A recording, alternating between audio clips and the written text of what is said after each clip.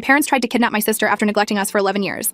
And that's just the tip of the iceberg. I'm 17 and already a mother to an 11-year-old girl. That girl is my sister. It's not like our parents are dead or anything. They're just extremely neglectful. My mom's favorite hobby is to leave the apartment for days at a time and come back reeking of sweat and alcohol. Meanwhile, my dad's is to spend as much money on women of the night as possible while my mom was gone. Sometimes they'd engage in their hobbies together, but they always had one thing in common. They both hate us. I remember being 8 years old and asking one of my neighbors how to properly mix baby formula, just so my baby sister Emma wouldn't starve. By 12, I knew exactly what stores threw out still edible food and how to pick clean options. All I cared about was Emma. So on my 14th birthday, when my mom came home with a cupcake she stole from the deli, I immediately put it in the freezer. You see, I wanted to save it for when my sister turned 8. It had rotted so much she couldn't even eat it, but at least we had something to sing happy birthday with. And there was one big thing that Emma helped me with too, having hope. It's like she has this sort of permanent spark in her eyes. So when I finally secured a babysitting job, life got better. I remember seeing her entire face light up when we tried sushi for the first time. "You're the best sister ever," she exclaimed, making my heart melt. I had to leave straight after, and the hug she gave me was so tight I knew everything I had gone through was worth it. But just as things were looking up, it all came crashing down 10 times harder. Because when I got home, I immediately spotted smoke coming out of our apartment window. Adrenaline began to pump through my body. There were firefighters everywhere, but none of them had managed to get Emma down from the roof yet. When no one was looking, I sprinted into the building with a sleeve covering the lower half of my face. My ears were ringing and not a thought passed through my body. As soon as Emma saw me, I felt her tiny arms cling to my shoulders and she managed to escape unharmed. When we made it, I crashed. It all hit me. The shock. The burnout. But instead of coming down to open arms and water bottles, I was faced with a flood of camera lenses. Some people even had their flash on. Behind the phones, they were shouting, "You're so brave!" It felt like a real-life episode of Black Mirror. I looked over to Emma, who was sheepishly facing away from it all. "Does anyone have $10? I yelled, hoping to bring Emma to the public pool so I could get her cleaned up. For a second, there was silence. OMG, this girl is so poor that she's grateful for just $10. She's a hero. None of them offered me anything that was actually useful,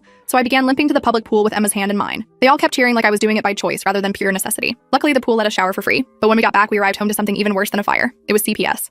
The social worker was a blonde woman with an artsy tote bag. Very wholesome. I tried to stand up straight and act mature. "Yes, of course we have parents. They've just been working all day." Her green eyes looked me up and down like she didn't believe me. "They'll be back in the morning once their shift is over." I tried to keep my recited lie upbeat and believable. Emma just nodded at everything I said. "And where are you guys planning on sleeping tonight?" "With our Aunt Jessica." "Okay, perfect. I'll drive you over." A wave of panic washed over me. I hadn't even seen her since I was 4 years old, but I guess this was better than being brought to a foster home. So I gave her the address and hoped for the best. When we got there, Aunt Jessica saw the social worker and forced a smile. Of course they can stay. Family is family. But the second the door closed, her entire demeanor shifted. I told her we should get Emma to bed before I started explaining. And once she was out of earshot, I broke down. I told her everything. The forced maturity, the neglect, the fire. She looked me right in the eye and said, "You've done more than anyone your age should ever have to. Your safety and happiness should have always been a priority." I felt myself choke up and sniffle to hold back tears when she said that. They were the words I'd been longing to hear ever since I was 6, and realized that it was me against the world. But her reassurance wasn't enough for me.